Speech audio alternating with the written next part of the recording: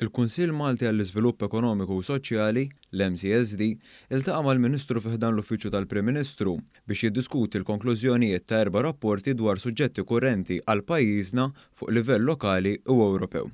Ir-rapporti diskussi trattaw l-ekwità, il-produttività u l-innovazzjoni, il-miżuri ta' rkupru fil-futur qarib u l-istabilità fiskali.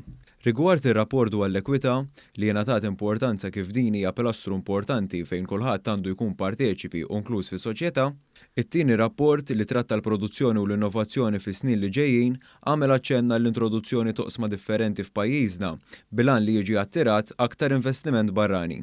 Dan ir-rapport saħansitra rifera għal possibilità li pajjiżna jkun Beta Island fejn oqsma diversi li jkunu pruvati f'pajjiżna qabel pajjiżi u bliet ikbar. L-irkupru immedjat wara l-pandemija wkoll kien trattat f'rapport separat filwaqt li dwar l-istabilta fiskali issemma l-ħtieġa li jkun hemm użu adekwat tal-fondi pubbliċi.